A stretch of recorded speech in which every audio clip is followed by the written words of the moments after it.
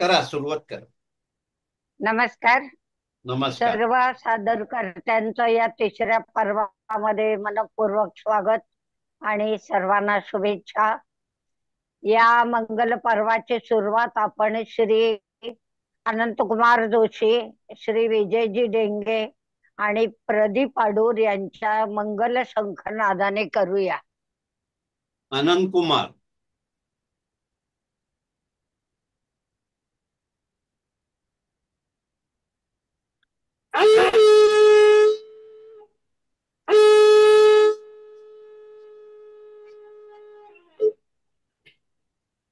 विजयराव.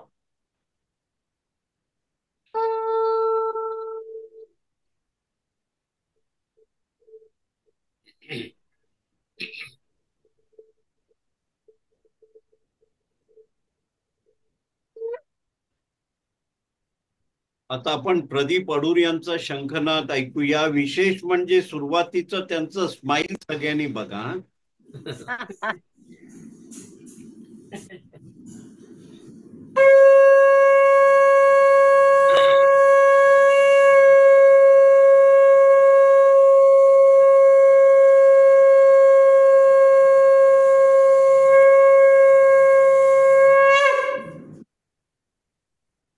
अत्यंत सुमधुर आणि मंगल अशा शंखनादाने कार्यक्रमाचा शुभारंभ झाला आहे. श्री अनंतकुमार जोशी, श्री विजयजी ढेंगे आणि श्री प्रदीपजी आडूर यांचं मनपूर्वक अभिनंदन आणि धन्यवाद. पुढची सूत्र श्री खानोलकर सर यांच्याकडे.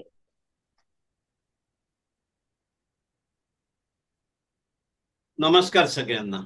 खरं या कार्यक्रमाची सगळी सूत्र डॉक्टर शुभदाताई खटावकरांकडेच आहेत. पण आपल्या विनंतीनुसार आपण त्यांना नेहमी म्हणतो की तुम्ही तुमचंही सादरीकरण करा, जे आम्हाला ऐकायला आवडेल म्हणून. तर त्यामुळे आपण कार्यक्रमाची सुरुवात डॉक्टर शुभदाताई खटावकर यांच्या सादरीकरणाने करतोय.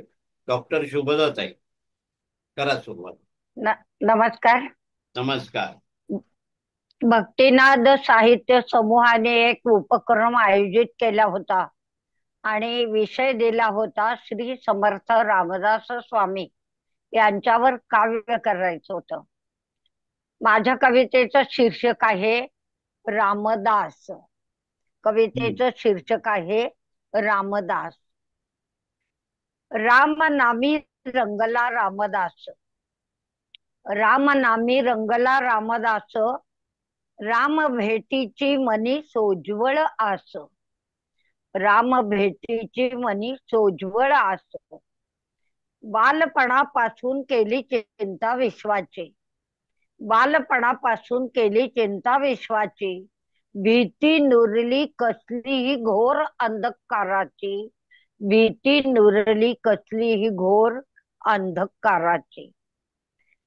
बालवयी वैराग्य मुरले मनोमने, बालवयी वैराग्य मुरले मनोमने, ते चढे साऱ्या तनुतूने, वैराग्याचे तेज चढे साऱ्या तनुतून. आईला दिलेला शब्द पाळला खरा, आईला दिलेला शब्द पाळला खरा, सावधान म्हणतात बोहल्यावरून केला पोबारा, सावधान म्हणतात बोहल्यावरून केला पोबारा. टाकळीच केले घोराती घोर अनुष्ठान, टाकळीच केले घोराती घोर अनुष्ठान, जनकल्याणाच्या उद्दिष्टाचा केला सन्मान, जनकल्याणाच्या उद्दिष्टाचा केला सन्मान. 12 वर्षे केले भारत भ्रमण, 12 वर्षे केले भारत भ्रमण, परकीय सत्ता गुलामी अन पाहिले शोषण, परकीय सत्ता गुलामी अन पाहिले शोषण. जनांच्या घोर दुःखाने दुःखी झाले, जनांच्या घोर दुःखाने दुःखी झाले, तरुणांच्या संघटनाचे थोर कार्य आरंभिले, तरुणांच्या संघटनाचे थोर कार्य आरंभिले. शिवथर घळीत बसून लिहिला दासबोध.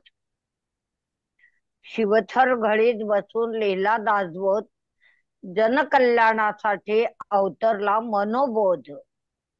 जनकल्याणासाठी अवतरला मनोबोध. स्थापिले मंदिरी श्रीरामरायाचे आणि हनुमानाचे. स्थापिली मंदिरे श्रीरामरायाची आणि हनुमानाची. दीक्षा प्रपंच साधुनी प्राप्ती परमार्थाची. दीक्षा प्रपंच साधुनी प्राप्ती परमार्थाची. दासबोध म्हणजे दिव्य जीवनाचा बोध. दासबोध म्हणजे दिव्य जीवनाचा बोध. ईश्वर भक्ती जागवणे दिव्यतेचा दिव्य शोध. दासबोध म्हणजे दिव्य जीवनाचा बोध. ईश्वर भक्ती जागवणे दिव्यतेचा दिव्य शोध. श्रेष्ठ मानव देहाद्वारे करा विद्या कला संपादन. श्रेष्ठ मानव देहाद्वारे करा विद्या कला संपादन. राम करता करविता. राम करता करविता तोची खरे नयन. तोची खरे नयन. जनहित जनकल्याण हाची होता ध्यास. जनहित जनकल्याण हाची होता ध्यास. श्री रामराया रामदासी हाची होता श्वास. श्री रामराया रामदासी हाची होता श्वास. जय श्री समर्थ. ऐसे सजा देती है उसको और गरम गरम फुलके में देसी घी लगाएंगे, साथ में परोसेंगे। छान छान झालं शिवदाताई. छान थँक्यू थँक्यू. खूप छान छान. Not but sweet. सुंदर. थँक्यू. खूप दिवसांनी दिसतात. आपल्या समोर आता भारतीताई खानोलकर सादरीकरण करतायत. भारतीताई करा सुरुवात. नमस्कार सर्वांना. नमस्कार. सगुण निर्गुण या भागात बाबा महाराज सातारकर यांचे विचार ऐकतो आहोत. संतांचे गावी प्रेमाचा सुकाळू. देवाचे स्वरूप काय, सद्गुरूचे स्वरूप काय याचा आपण तात्विक दृष्टिकोनातून विचार करूया. देवाचे अनेक अवतार झाले. त्याने जीवाच्या अनेक अडचणी दूर केल्या. पण जीवाला जे सहज सुख, अखंड अविनाशी सुख पाहिजे ते सद्गुरूच देऊ शकतात. यज्ञ यागादी कर्माने, स्वर्गाने जीवाला अविनाशी सुख मिळत नाही. ते शोधण्यासाठी जीवाने प्रपंचाची परमार्थाची खटपट केली.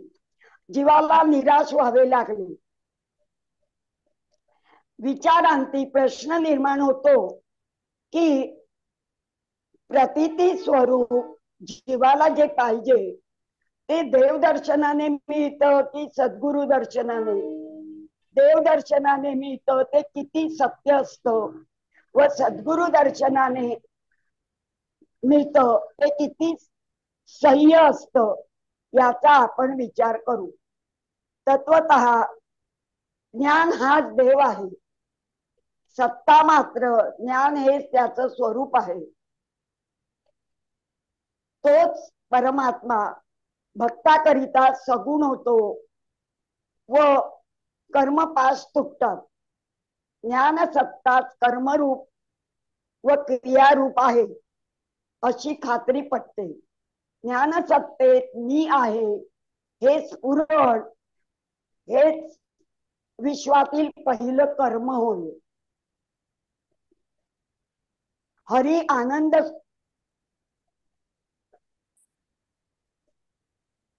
आनंद स्वरूप आहे व जीवालाही आनंदाची इच्छा आहे. तो आनंदाच्या मागे लागतो. हरीच्या नामाचा उच्चार झाला की हरी आहेच. कारण तत्वतः नाम आणि नामी याच्यात अभेद नाही.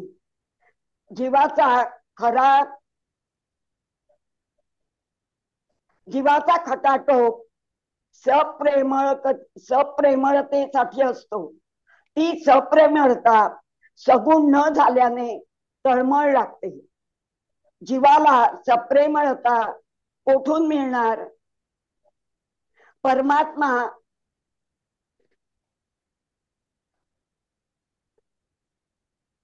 परमात्माचा तो जी मूळ आवड, या आवडीचे जे सगुण स्वरूप प्रेम, त्या प्रेमालाच हात पाय नाक कान डोळे फुटले तेच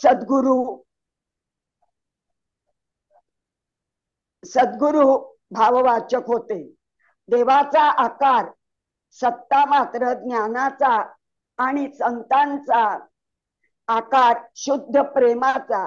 म्हणून देवाला आणि जीवाला दोघांनाही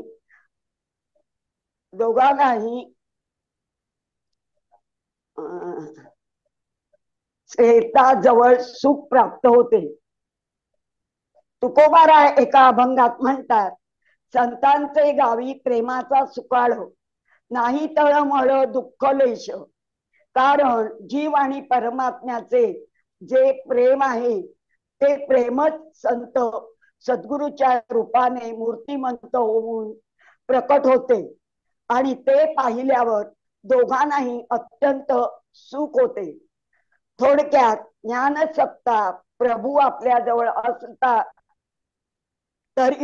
आपल्याजवळ असला तरी आपल्यातील ज्ञान, आपल्यातील आनंद जोपर्यंत सद्गुरु रूपाने भेटत नाही तोपर्यंत जीवाला खरे सुख प्राप्त होत नाही. म्हणूनच तुकोबांच्या हृदयातील परमात्मा त्यांना सद्गुरु रूपाने भेटला. अनुग्रहाबद्दल ते म्हणतात, सद्गुरु राये कृपा मज केली, परी नाही घडली सेवा काही. सापडविले वाटे जाता गंगा स्नाना, मस्तकी तो जाणा ठेविला करा. भोजना मागती तुप पावशेर, पडीला विसर स्वप्ना माझी. काय कळे उपजला अंतरात अंतराय. काय कळे उपजला अंतराय, म्हणून या काय त्वरा झाली. राघव चैतन्य केशव चैतन्य सांगितली खूण मालिकेची. बाबाजी आपले सांगितले नाम, मंत्र दिला रामकृष्ण हरी माघ शुद्ध दशमी पाहुनी. गुरुवार केला वाहुनी, गुरुवार केला अंगीकार तुका म्हणे. तुकाराम महाराजांना माघ शुद्ध दशमीला अनुग्रह एक वेगळ्याच प्रकारे आगळा वेगळा की गंगा स्नानाला जाता आहेत आणि बाबाजी नावाच्या एका महापुरुषाने स्वप्नामध्ये दर्शन दिले, मस्तकावर हात ठेवून अनुग्रह दिला. जीवन पवित्र होण्याकरता ज्ञान गंगेकडे आपण जेव्हा वाटचाल करतो त्यावेळी सद्गुरूची भेट होते. इतर कोणत्याही वाटेवर सद्गुरूची भेट होणे अशक्य आहे. ज्ञानेश्वर महाराज त्यांचं म्हणणं असं आहे की शिष्याला परिपक्व बोधाची गरज भासल्यावरच सद्गुरू त्याला आपोआप भेटतात. ज्ञानेश्वरीत म्हणतायत की गुरुरायांनी स्वप्नामध्ये पावशेर तूप मागितले, पण महाराज म्हणतात मला स्वप्नामध्ये तूप देण्याचा विसर पडला. तूप ही पूर्णावस्था आहे. दुधाचे दही, दह्याचे लोणी, लोण्याचे तूप होते. पूर्ण बोध असलेले सद्गुरु अपूर्ण वस्तूची मागणीच कशी करतील, म्हणून परिपूर्ण तुपाची त्यांनी मागणी केली. तुकोबाराय म्हणतात की प्रत्यक्ष माझी भेट होण्यात काही अंतराय झाल्यामुळे सद्गुरूंनी स्वप्नात येऊन माझी भेट घेतली. ते संपलं. रामकृष्ण हरी. जय जय रामकृष्ण हरी. वा वा. वा, वा. ताई छान भारतीय छान. भारतीताई खूप छान. छान झालं एकदम मस्त. खूप छान. धन्यवाद. मस्त धन्यवाद. मार्गदर्शन. धन्यवाद. आपल्या समोर विकास पाटील सादरीकरण करीत आहेत. विकासजी करा सुरुवात. नमस्कार. माझा आजचा विषय आहे अहिल्याबाई होळकर. 31 मे रोजी त्यांचा जन्म झाला, त्यामुळे ह्या महिन्यात अहिल्याबाईंचे विशेष कार्यक्रम आहेत. त्यामध्ये मी अहिल्याबाई होळकर यांच्याबद्दल माहिती देत आहे. अहिल्याबाई होळकर एक अतिशय दानशूर, कर्तृत्ववान, धर्मपरायण, कार्यक्षम राज्यकर्ती स्त्री म्हणून त्यांचे नाव मराठ्यांच्या इतिहासात सुवर्णाक्षरांनी लिहिले गेले आहे. अहिल्याबाई होळकर यांचा जन्म 31 मे 1725 रोजी बीड जिल्ह्यातील चौंडी या गावात झाला. आई सुशीलाबाई व वडील माणकोजी शिंदे यांच्या त्या कन्या. यांचा विवाह वयाच्या 18व्या वर्षी खंडेराव सुभेदार होळकर यांच्याशी झाला. त्या हुशार, कुशाग्र बुद्धी होत्या. सासऱ्यांचा त्यांच्यावर विश्वास होता. नेमून दिलेली सर्व कामे त्या नियमितपणे करीत. महत्वाचा पत्रव्यवहार पाहत. त्यांचे पती खंडेराव हे कुंभेरी येथील लढाईत मरण पावले. त्यावेळी अहिल्याबाईंचे वय 28 वर्षे होते. त्यावेळच्या प्रथेप्रमाणे त्या सती जायला निघाल्या होत्या, पण त्यांच्या सासऱ्यांनी, मल्हाररावांनी त्यांना विनंती केली की प्रजेसाठी तरी तुम्ही सती जाऊ नका, हे राज्य सांभाळायचे आहे. पेशव्यांनी मल्हारराव होळकरांना इंदूर संस्थानाची जहागिरी दिली होती. त्याचा कारभार मोठा होता. नंतर मल्हाररावांचे निधन झाले. अहिल्याबाईंवर मोठी जबाबदारी येऊन पडली. मल्हाररावांचा दुसरा पुत्र भालेराव यांना सुभेदारी मिळाली, पण ती सांभाळण्याची त्यांच्यात कुवत नव्हती. नंतर लवकरच त्यांचे देहावसान झाले. अहिल्याबाई खऱ्या अर्थाने राज्यकर्त्या झाल्या. पुढील 28 वर्षे त्यांनी राज्याचा गाडा अतिशय कुशलतेने चालवला. प्रजाहिताकडे जाणीवपूर्वक लक्ष दिले. बाई काय राज्यकारभार करणार ही दरबारी मंडळींची समज त्यांनी सपशेल खोटी ठरवली. राघोबादादा इंदूर बळकावण्याच्या प्रयत्नात असताना युद्धास तयार असल्याचे अहिल्याबाईंनी राघोबांना कळवले. ते राघोबांच्या अडचणीचे झाले. हरलो तर बाईकडून आणि जिंकलो तर बाईशी युद्ध करण्यात कोणते शौर्य, असा पेच राघोबांना पडला. शेवटी राघोबांनी माघार घेतली. अहिल्याबाई होळकर हे नाव मराठ्यांच्या इतिहासात अमर झाले. त्याला त्यांची धर्मपरायण आणि उदार वृत्ती कारणीभूत ठरली. अहिल्याबाई चाणाक्ष आणि सुधारणावादी राज्यकर्त्या होत्या. पूर्वीच्या कायद्यांमध्ये त्यांनी परिस्थितीनुसार अनेक सुधारणा केल्या. करपद्धती सौम्य केली. राजधानी इंदूरहून नर्मदा तेरी महेश्वरला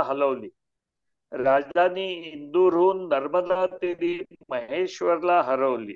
हलवली. नर्मदेवर घाट बांधले. मंदिरांचा जीर्णोद्धार केला.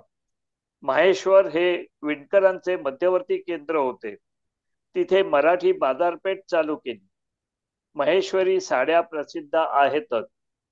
अन्नछत्रे उघडली. राज्यात विहिरी खोदून त्या चिरेबंद बांधून दिल्या. पाणपोया धर्मशाळा बांधल्या. गोरगरिबांना अन्नदान, वस्त्रदान करीत थंडीच्या दिवसात घोंगड्या वाटल्या जात. अहिल्याबाईंनी अयोध्या, नाशिक, द्वारका, पुष्कर, ऋषिकेश, जेजुरी, पंढरपूर, उदयपूर अशा तीर्थक्षेत्री मंदिरे बांधली. सोरटी सोमनाथ ओंकारेश्वर, मल्लिकार्जुन, औंढा नागनाथ, काशी विश्वेश्वर वगैरे मंदिरांचा जीर्णोद्धार केला. अनेक ठिकाणी अन्नछत्रे उघडली. त्यांच्या संपन्नता व शांती होती. माहेश्वर येथे वृद्धापकाळाने त्यांचे 13 ऑगस्ट 1795 मध्ये वयाच्या 71व्या वर्षी निधन झाले.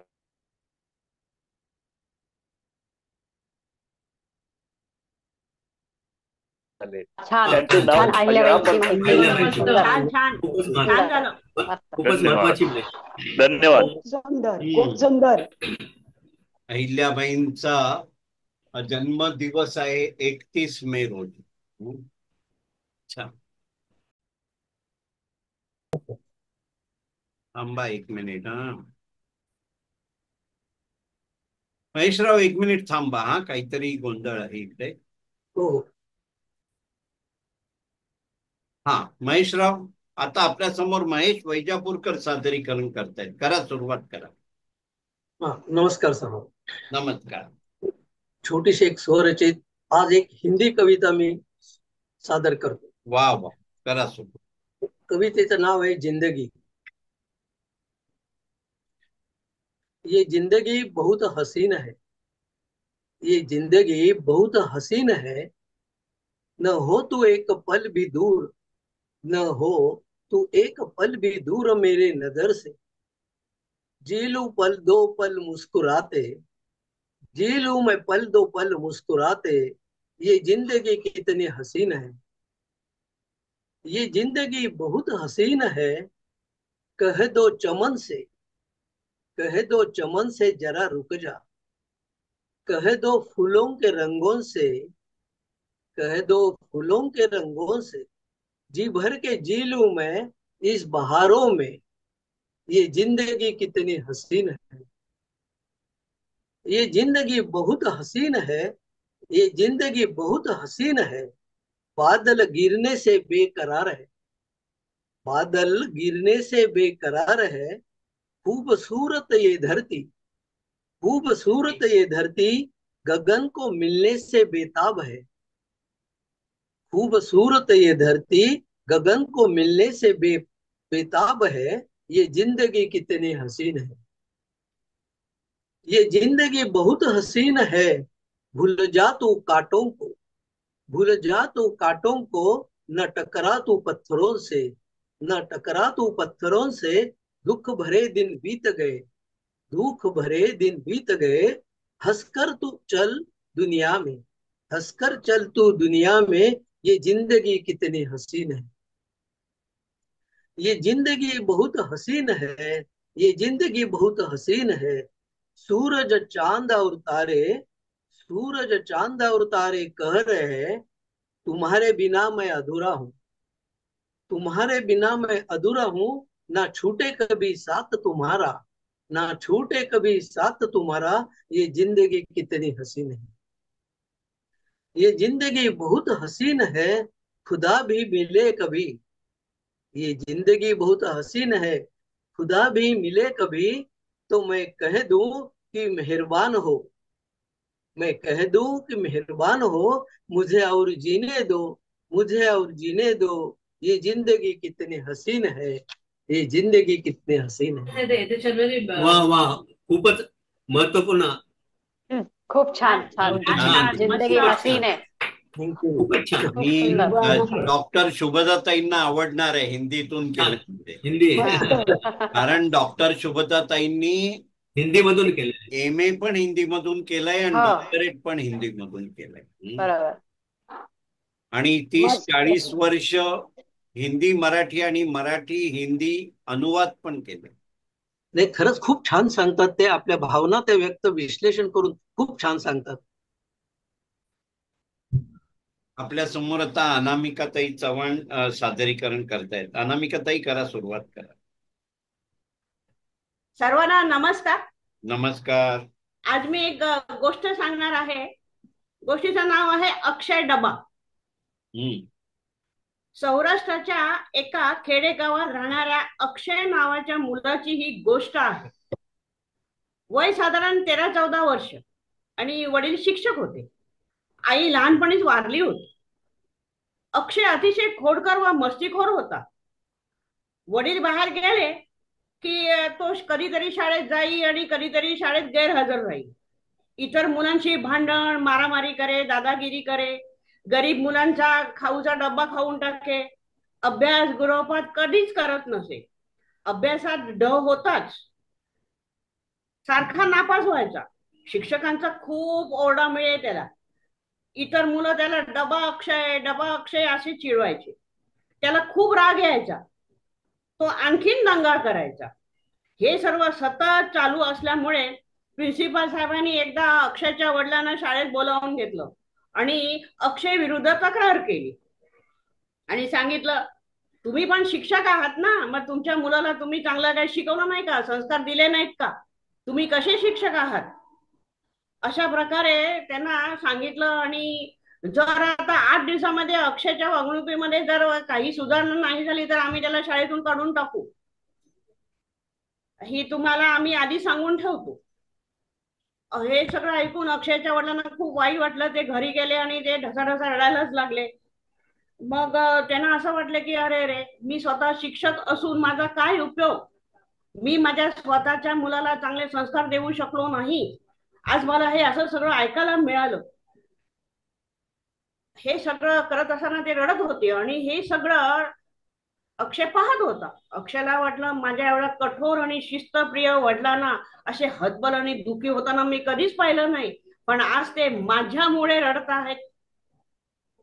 तो म्हणाला, बाबा मी काय करू सांगा, अभ्यासात माझं ना लक्षच लागत नाही, मी सारखा नापास होतो, मला सर्व ढ ढ म्हणून वर्गात चिडवतात, डबा अक्षय म्हणून चिडवतात, मला राग येतो, मग मी मारतो त्यांना.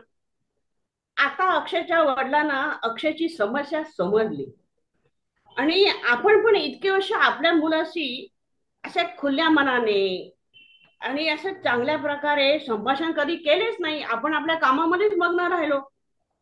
आपले दुर्लक्ष झाले खरे, त्यांना आपली चूक समजली होती, मनोमन त्यांनी लक्षात आणलं होतं. मग त्यांनी आपल्या मुलाला आपल्या जवळ बोलवले आणि म्हटलं, तुला जे विषय आवडत नाहीत ना त्याचा पण थोडा थोडा अभ्यास कर, पण असे पण काही विषय आहेत जसे की पर्यावरण, क्राफ्ट, पेपरवर्क, मास मीडिया, संगणक, पीटी, ज्याच्यामध्ये तुला नक्कीच आवड निर्माण होईल, तू प्रयत्न कर. मी असा करतो, आजपासून रोज रात्री मी तुझा अभ्यास घेत जाईल, पण एक मात्र कर, तू मी ना सांगेन तसं तू वाग वर्गात. आणि अशा प्रकारे महत्वाचा आणि उपयुक्त टिप्स देत त्यांनी यशस्वी होण्याचा जणू त्याला कानमंत्र दिला. दुसऱ्या दिवशी सकाळी अक्षय अगदी आनंदाने आणि उत्साहाने शाळेत गेला. कुणाशी काहीही बोलला नाही. मधल्या सुट्टीत आपल्या खाऊचा डब्बा गरीब मुलांना दिला. शाळा सुटल्यावर गावच्या वेशी बाहेर गरीब विद्यार्थ्यांसाठी शैक्षणिक निधी गोळा करण्यासाठी एक डब्बा घेऊन उभा राहिला. काही लोकांनी 50 पैसे, काहींनी 1 रुपया असे दिले, काहींनी फक्त चौकशी केली, तर काही फक्त बघत असे निघून गेले. अक्षय फक्त 1 तास उभा राहिला, कारण त्याला घरी लवकर जायचे होते, वडिलांसोबत त्याला अभ्यासाला बसायचे होते. हा असा दिनक्रम रोज अव्याहतपणे चालू राहिला. खाऊ मिळाल्यामुळे वर्गातले मित्र वाढले. गप्प बसल्यामुळे मुलांचे चिडवणे आणि मारामारी कमी झाली.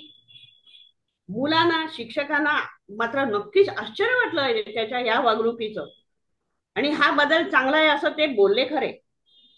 असं करता करता बरेच दिवस निघून गेले आणि अक्षयच्या हातातून रोज अन्नदान होत गेलं आणि वर्षा अखेर शैक्षणिक निधीच्या डब्यामार्फत 2 ते 3 गरीब विद्यार्थ्यांच्या पुस्तकाचा खर्च तो करू शकला.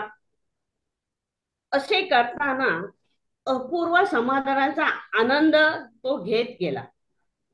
वर्षा अखेर तो सर्व विषयात जस्ट पासिंग मार्क मिळवून आणि ई डबा म्हणजे संगणक या विषयात सर्वाधिक गुण मिळवत उत्तीर्ण झाला. आता गावी ना कॉम्प्युटरला ना डबा म्हणून म्हणतात, म्हणून इकडे ई डबा ते लोक म्हणतात. अक्षय आणि त्याच्या वडिलांचा आनंद गगनात मावेना. असेच कार्य चालू ठेवत अक्षय आता ई डबा म्हणजे संगणक मध्ये टॉपर म्हणून उत्तीर्ण होऊन शाळेतून बाहेर पडला. पुढे तो संगणक पदवीधर झाला. नोकरी बरोबर स्वतःचे अक्षय डबा असे युट्यूब चॅनलद्वारे गरीब मुलांना मोफत कॉम्प्युटर शिक्षण तो देऊ लागला. शाळेत खाऊचा डबा व शैक्षणिक निधी मात्र त्यांनी पाठवणे चालूच ठेवले होते. सर्वांनी त्याचे खूप खूप कौतुक केले. यशाचे श्रेय त्यांनी आपल्या वडिलांना, शिक्षकांना व आपल्या टवाळखोर मित्रांना पण दिले. वडील आशीर्वाद देत म्हणाले, आपल्यातील उणीवा किंवा दोषांची जाणीव आपण ठेवली ना की मग मनाच्या ताकदीने आणि जिद्दीने त्यावर आपण मात करू शकतो, यशस्वी होऊ शकतो. तू हे केलंस, शाबाश. वा वा वा, खूप खूप छान छान सांगितलं. छान बोध घेणारी, छान विषय, छान सादरीकरण, बोध देणारी कवी. Thank you thank you.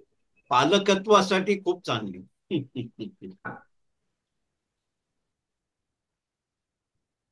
ओके.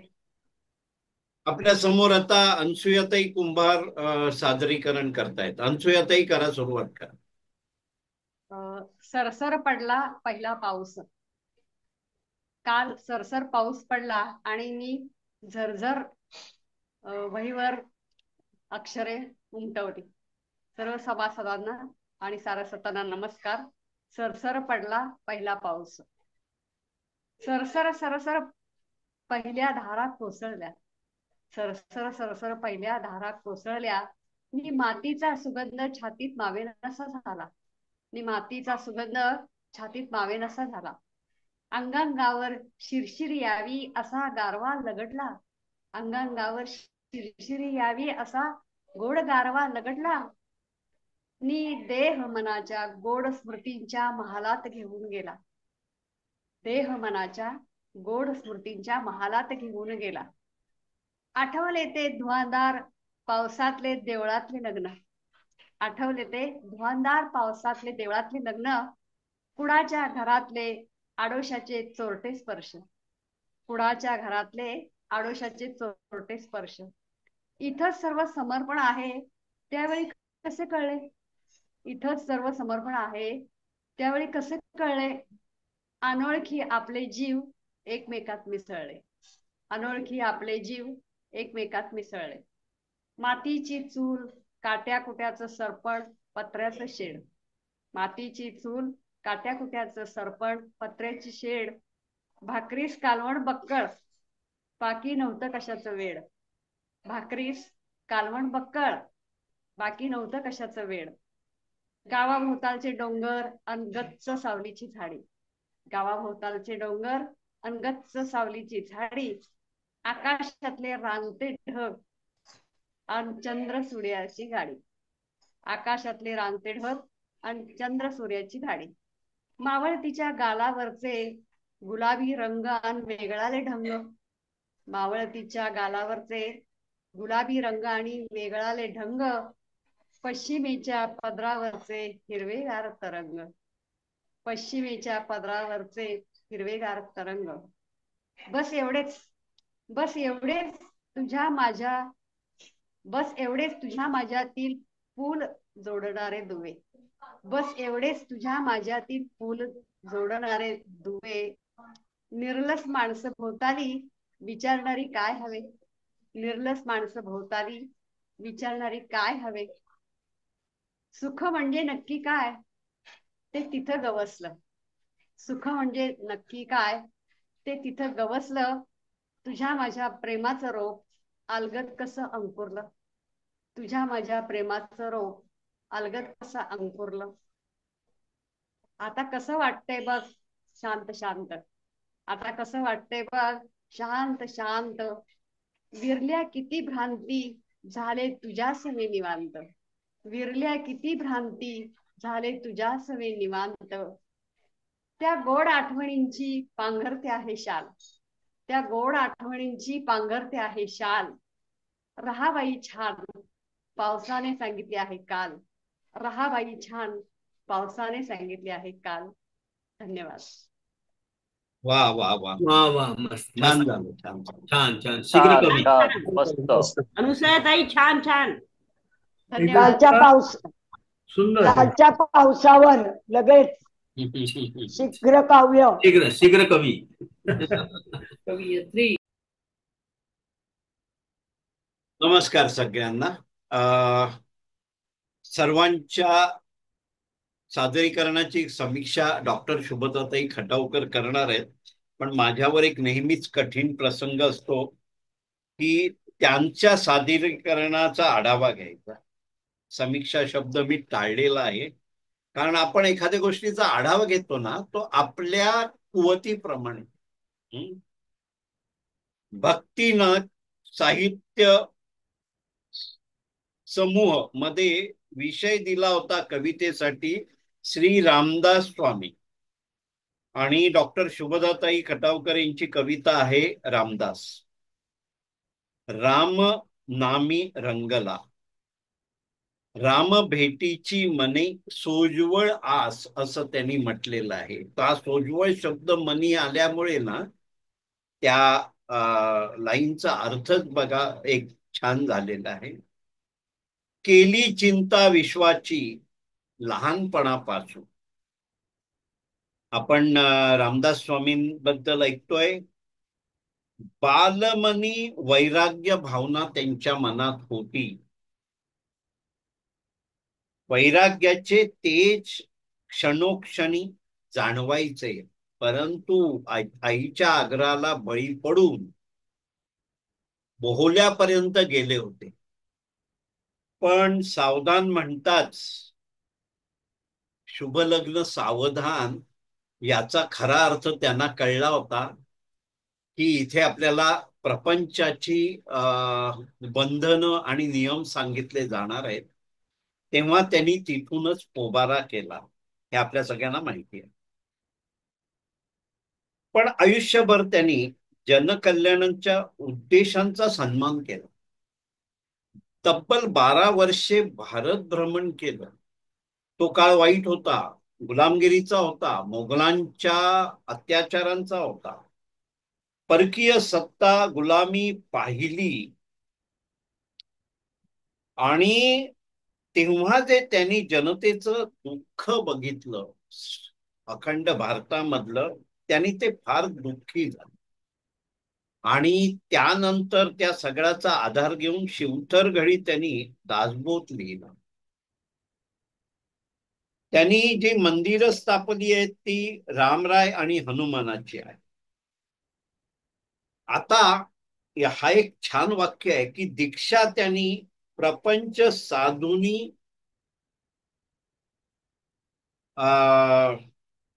परमार्थ किंवा भक्ती कशी करावी ही दीक्षा दिली. कारण प्रपंचापासून ते पळाले आहेत, लक्षात घ्या. कारण त्यांच्या डोक्यात ती सल असणारच आहे की आपण जनतेला काय सांगायचं ज्या अडचणीतून आपण गेलो.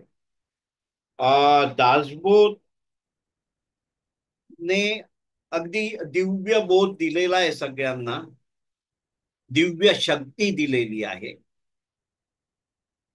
त्यांचं म्हणणं आहे, करा विश्व संपादन राम करता आणि करविता. म्हणजे रामनामाने आणि रामाच्या जवळ राहून आपण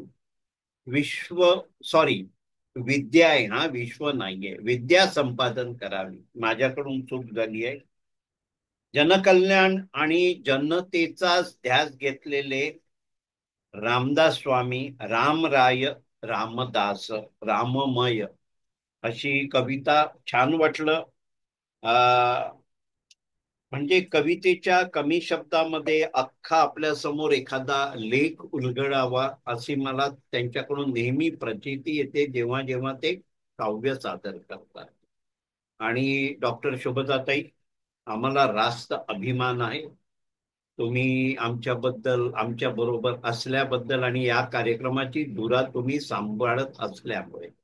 पुढील सूत्र मी डॉक्टर शुभदाताईंकडे देतो आणि शुभदाताईंना विनंती करतो की त्यांनी अनम्यूट करून पुढील सूत्र. हा, डॉक्टर शुभदाताई करा सुरू. नमस्कार. नमस्कार. सादरीकरण छान झाले.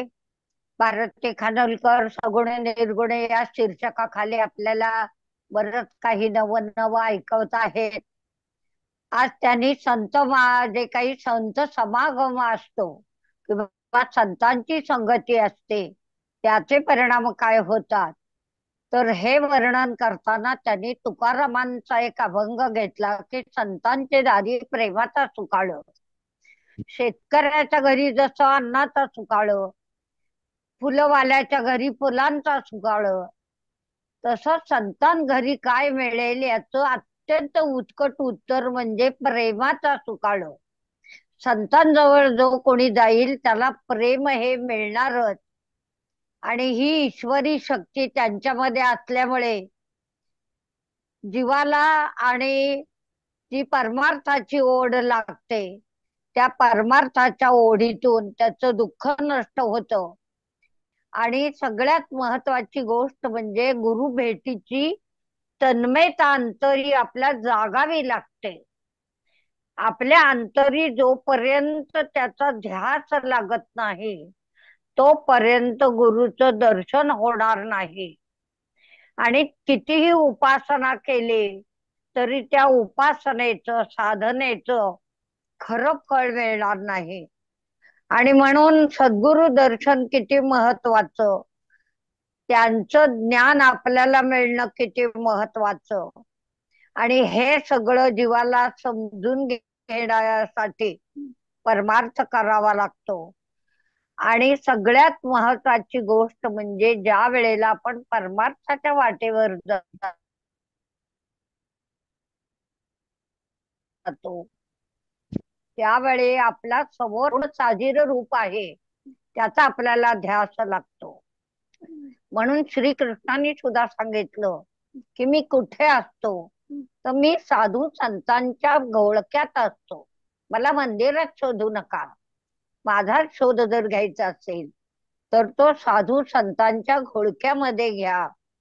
आणि याकरता परमात्मा भक्तासाठी सगुण रूप घेतो आणि त्यामुळे त्याला ज्ञान सत्ता कर्मरूप संगरूप हरी आनंद आणि ही सगळी जी काही जीवनातली ध्येय असतात ती प्राप्त होतात. हा हरी कसा मिळवायचा याचं उत्तर सर्व संतांनी दिलेलं आहे की हरिनामाचा उच्चार करायचा. त्या उच्चारानं आपल्याला हरिनाम नुसतंच नाही तर हरीही प्राप्त होतो. हरिनाम उच्चारणे अनंत पाप राशी जातील लयासी क्षण मात्रे. आणि सगुण झाल्याने भक्तांबद्दलची तळमळ, त्याच्या अंतःकरणात परमार्थाचं जे काही मूळ रूप आहे सगुण प्रेम आहे ते साकार होणं. आणि या करता सद्गुरूची आपल्याला अत्यंत गरज आहे. संत नामदेवाने सुद्धा म्हणलेलं आहे की सद्गुरु वाचून सापडे ना सोय. सद्गुरु कोण आहे तर परमेश्वराचा सगुण रूप साकार झालेला अवतार आहे. आणि म्हणून संतांचा आकार शुद्ध प्रेमाचा. तुकोबा संतांचे दारी प्रेमाचा सुकाळ. आणि म्हणून ते म्हणतात जे प्रेम आहे ते संत रूपानं प्रगट होतं. जगाचे कल्याण करण्यासाठी प्रभू आपला असला तरी जोवर सद्गुरु आपल्याला भेटत नाही, सद्गुरु भेटीची खरी तळमळ आपल्या अंतःकरणात निर्माण होत नाही तोपर्यंत सद्गुरु भेटीचं सुख आपल्याला मिळणार नाही. आणि म्हणून मानवी जीवनाचं जर सर्वोच्च ध्येय असेल परमार्थ साध्य करण्याचं तर ते सद्गुरूची भेट आहे. सद्गुरूला सोयरा करणे असं संतांनी म्हणलेलं आहे. आणि हे सर्वोत्तम ध्येय हे सर्व संतांना प्राप्त झालं. त्यांना जे जे माहिती झालं, जे जे आपणाशी ठावे ते ते सकलांशी सांगावे हा वासा त्याने घेतला. आणि त्या न्यायाने त्यांनी सर्व जगाला ज्ञान दिला. स्वतः तुकारामांना एकनाथ षष्टीला गुरुदर्शन अनुग्रह जीवन कृतार्थ झालं. हा ईश्वरी संकेत आहे. त्यासाठी पूर्व संचित असावं लागतं आणि गुरुची खरी अडचण आपल्या अंतःकरणात निर्माण झाली पाहिजे. तेव्हा परमेश्वर आपल्याला ती पूर्ती करतो. आणि जसं दुधातून दही, दह्यातून लोणी आणि लोण्यातून तूप हे सार सर्वस्व, तसं सत्तांची भेट हे जीवनाचं सार सर्वस्व आहे. सर्व संतांनी तेच मागितलं. ज्यांना आत्यंतिक ओढ होती त्यांना जागेपणी सुद्धा संतांना भेटणं एवढं म्हणजे उतावीळपणा इतका होता की झोपेतच त्यांना संतांनी दर्शन दिलं. म्हणजे किती भाग्य मोठं. तर यातून आपल्याला शिकायचं आहे की अंतरीचे धावे स्वभावे बाहेरी. आणि याला संतांच्या भाषेमध्ये dark night of the soul असं म्हणतात. ती जेव्हा माणसाच्या म्हणजे साधकाच्या, सामान्य माणसाच्या नाही, ती जेव्हा त्याच्या जीवनात अवतरते तेव्हा साधू संतांच्या भेटी घडून त्याच्या जीवनाचं सोनं होतं. ही खूप चांगली परमार्थातली महत्वाची गोष्ट भारती ताईने आपल्याला सांगितले. आपले डोळे उघडले. आपल्यालाही साधू संतांच्या भेटी करता काही तळमळ मनाला लावून घेता येईल का याचा आपण विचार करूया आणि त्या मार्गावर मार्गस्थ होऊया. भारती ताईंचं मनपूर्वक अभिनंदन आणि शुभेच्छा. विकास पाटील दरवेळेलाच नवा विषय घेतात. आज त्यांनी अहिल्याबाई होळकर हा अत्यंत अंतःकरणात त्यांच्याबद्दल जिव्हाळा असलेला असा विषय घेतला. 31 मे रोजी त्यांचा जन्मदिवस आहे. त्यांची वैशिष्ट्य आपल्याला त्यांनी सांगितले. त्या दानशूर होत्या, कर्तव्य परायण होत्या, कर्तृत्ववान होत्या आणि आयुष्य सोनेरी कसं करायचं आणि आपल्या कर्तव्यानं लोकांची जीवन कशी उजळून टाकायची. काम आपण करतच असतो पण आपल्या कामाला एक सोनेरी सुगंध कसा निर्माण करायचा हे आपल्याला अहिल्याबाईंकडून शिकायला पाहिजे. सुशीलाबाई त्यांच्या आई आणि माणकोजी शिंदे हे त्यांचे वडील. 8व्या वर्षी त्यांचं लग्न झालं. लहान वयातच तिला कर्तव्याची जाणीव होती. त्यामुळे नेमलेली कामं पूर्ण करणं, महत्वाचा पत्रव्यवहार पाहणं हे सगळं करत करत 28 वर्ष कधी उलटली कळलं नाही. आणि 28व्या वर्षी त्यांच्यावर वैधव्याची कुऱ्हाड कोसळली. खर तर त्या काळामध्ये स्त्रिया सती जात होत्या. त्या प्रथेला अनुसरून याही सती निघाल्या. पण त्यांच्या सासऱ्याने सांगितलं की आता तुला हा राज्यकारभार सांभाळायचा आहे. त्यावेळेला अहिल्याबाईने डोळे पुसले आणि ती म्हणाली, मामनजी तुमचा मुलगा हा तुमच्या पुढे उभा आहे. आता तो तुमची सर्व स्वप्न पूर्ण करेल. आणि अशा तऱ्हेनं सामान्य जनामध्ये किंवा अन्य राज्य कर्त्या पुरुषांमध्ये हा समज होता की बाई काय राज्य करणार. पण तिने हा सगळ्यांचा समज चुकीचा ठरवला. आलेल्या सर्व संकटांना तोंड दिलं. राघोबा दादा तिच्यावर चालून येत होते. त्यावेळी तिने ठरवलं की आपण सगळी, तिने त्यावेळेला 75-80 स्त्रियांची फौज निर्माण केलेली होती आणि ती सगळी फौज घेऊन ती राघोबा दादांच्या भेटीला गेली. आणि त्यावेळी राघोबा दादांना नामोहरम करण्यासारखं तिच्याकडे तेज होतं. आणि अशा या चाणाक्ष सुधारणावादी, कायद्यात अनेक सुधारणा करणाऱ्या, आपली राजधानी सुद्धा तिने शेवटी हलवली. नर्मदेवर घाट बांधले. माहेश्वरी साडीची आठवण ही तिच्या काळातली पहिली साडी तिच्या काळात जन्माला आलेली आहे. विहिरी, पाणपोया, गरिबांना घोंगडी वाटणं अनेक तीर्थक्षेत्र मंदिर यांची निर्मिती आणि जीर्णोद्धार, गरिबांना सगळं काही पुरवणं, त्यांची दुःख नाहीशी करणं आणि स्त्री म्हणून राज्यकारभारात कुठेही कमी न पडणं, हे श्रेय तिने घेतलं. आज तिचा एक आदर्श आपल्या समोर उभा आहे. 300 वर्ष जरी तिला होऊन गेलेली असली तरी आजही तिचं तेच तेज आणि तेच कर्तृत्व आपल्या डोळ्यांसमोर उभं आहे. आपणही त्याच्यातून काही शिकूया आणि आपल्याला काही सामाजिक, राजकीय, शैक्षणिक, घरापुरती जी काही जागृती, कर्तृत्व करता येईल ते करूया. कारण या सगळ्याचा उद्देश आहे की आपण हे ऐकून दिव्यांनी दिवे लावतोय की अंधार पाडतोय, हा महत्वाचा आहे. तो विचार घेऊन पुढे जाऊया. विकास पाटलांना मनपूर्वक धन्यवाद आणि शुभेच्छा. श्री महेश वैजापूरकरांने एक छोटीशी हिंदी कविता आपल्या पुढे सादर केली की ये जिंदगी बहुत हसीन आहे. जीवनामध्ये काय आहे तर भगवंताने आपल्याला मुस्कुराहट दिलेली आहे आणि अशा तऱ्हेनं इथे पृथ्वीवर जे जे आहे ते मानवी कल्याणाचं आहे आणि त्यातून माणसाला खूप शिकता येतं.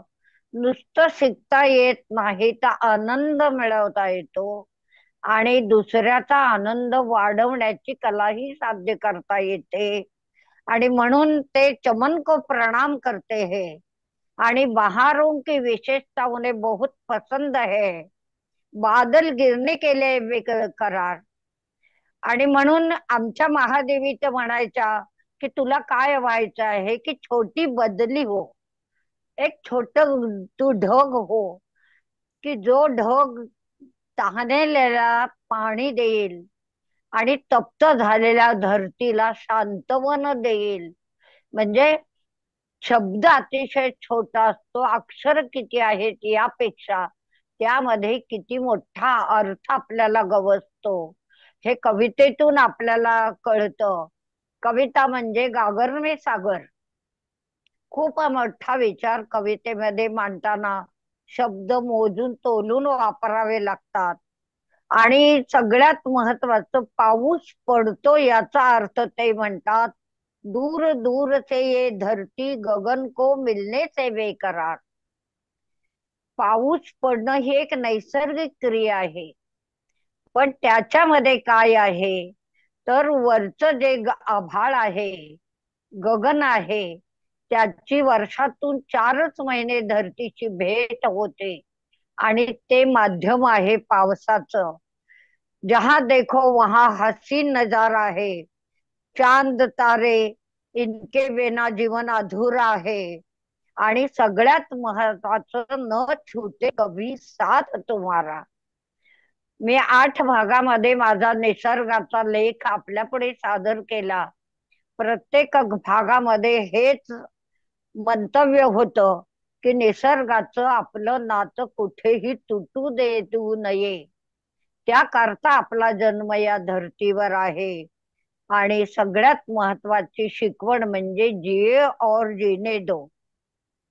त्यामध्ये आपल्याला दया, क्षमा, शांती, मानवी मूल्य ही सगळी समजतात. आणि म्हणून गदिमांच्या ओळीमध्ये शेवट करते की जीवन आहे जगण्यासाठी. काट्यातून का फूल उमलते, ढगात काळ्या वीज चमकते, मातीतून नव विश्व उमलते, केवळ हसण्यासाठी जीवन आहे जगण्यासाठी. खूप मोठा संदेश आपल्याला महेश वैजापूरकरने दिला, त्याबद्दल त्यांचं मनपूर्वक अभिनंदन.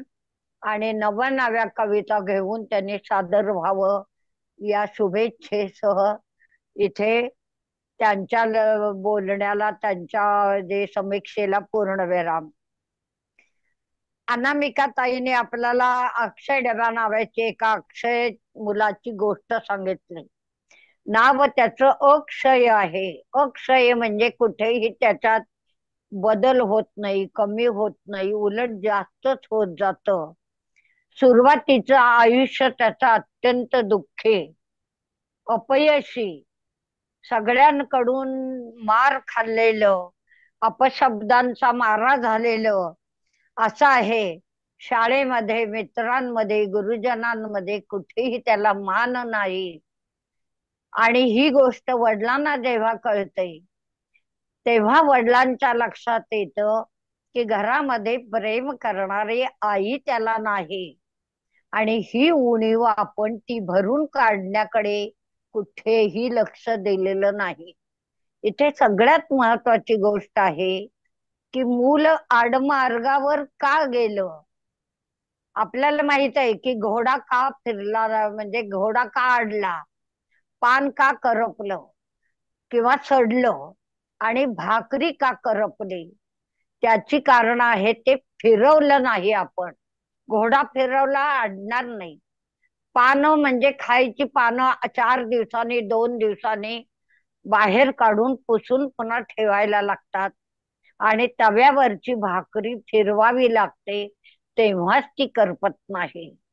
मुलाचं आयुष्य का वाया गेलं, का तो आडमार्गाला गेला, ही चूक वडिलांच्या लक्षात आले.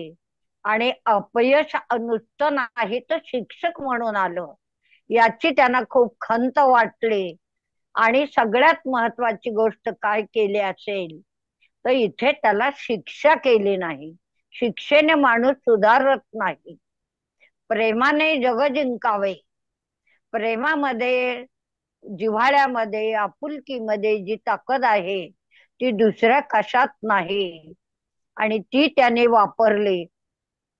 सगळ्यात महत्वाचं म्हणजे आडमार्गाला गेलेल्या मुलाला मार्गावर आणण्यासाठी अत्यंत प्रेमाची, जवळिकीची, जपणुकीची जी गरज होती ती वापरली.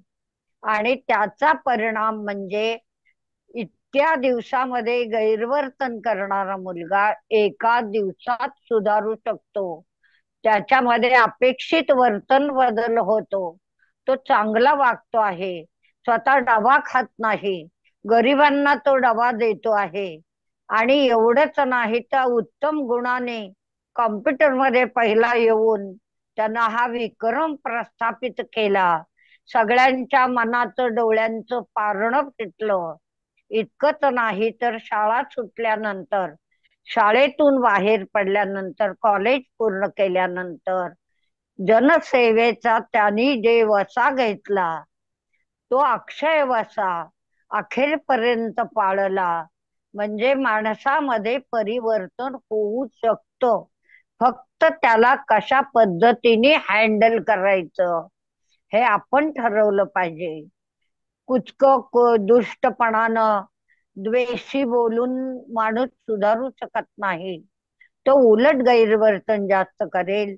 खूप मोठा संदेश आपल्याला त्यांनी दिला. आणि खूप छान गोष्ट. ही सगळी काळाची गरज आहे. घरोघरी असा विचार प्रत्येकाने करावा. आणि आपल्या अवतीभोवतीचं जग अधिक कसं सुंदर होईल यासाठी आपली शक्ती, भक्ती, युक्ती, प्रेरणा सगळ्यांचा वापर करावा. अशी प्रेरणा घेऊन अनामिका ताईंचं कौतुक करूया. त्यांना लेखनाविषयी शुभेच्छा देऊया. एक चांगली गोष्ट तुम्हाला सांगते की त्यांचं एक पुस्तक आता प्रकाशित होतंय. आपल्याला त्या या आनंदात लवकरच सहभागी करून घेणार आहेत. त्यांना मनपूर्वक शुभेच्छा. आणि मन केलं आपण प्रसन्न तर मनामध्ये आपल्याला अनेक चांगल्या गोष्टींची बीज पेरता येतात, उगवून आणता येतात. त्याचं भरघोस पीक आपल्याला मिळतं. ही कथा आपल्याला शिकवते. त्याबद्दल त्यांचं पुन्हा एकदा कौतुक आणि शुभेच्छा.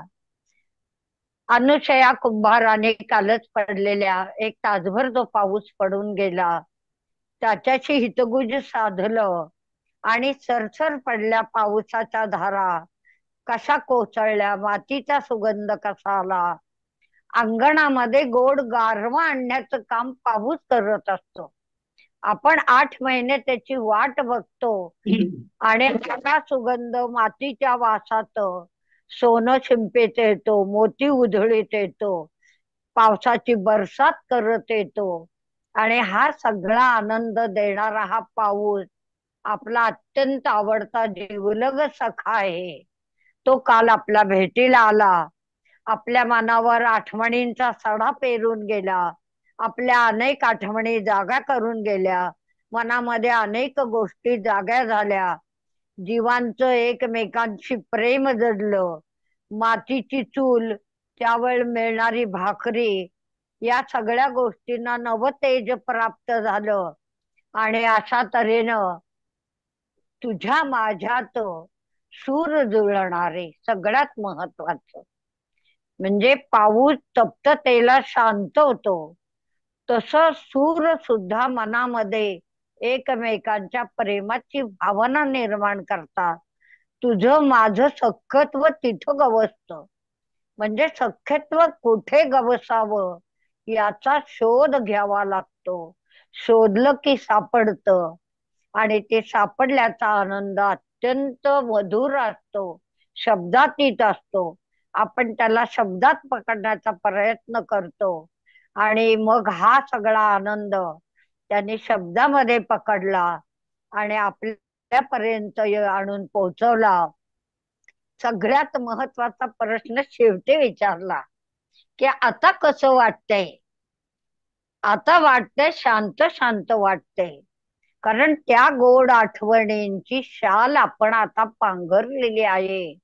आणि म्हणून पाऊस आठवणीतला, आठवणींना जागा करणारा, प्रेम भावना वाढवणारा, प्रेम नाती वृद्धिंगत करणारा. कारण आयुष्यामध्ये दुःख होतं, उद्विग्नता येते, पण आई जसा आपल्या पाठीवर हात फिरवते, त्या स्पर्शामध्ये जी जादू आहे, ती जादू त्या पावसाच्या सरींमध्ये आहे. हे आपल्याला जेव्हा कळतं तेव्हा पाऊस आपल्याला अवकाळी वाटत नाही, सर्वनाश करणारा वाटत नाही. तो आपला जवळचा सखा वाटतो. कारण त्याच्यामुळे शेवटचं जे काही शांतता आहे ती आपल्याला मिळते. शांत वाजली गती शेवटी, शांत धरित्री, शांत निशाती, शांतची वारे, शांतची तारे, शांतच हृदयी झाले सारे. धन्यवाद.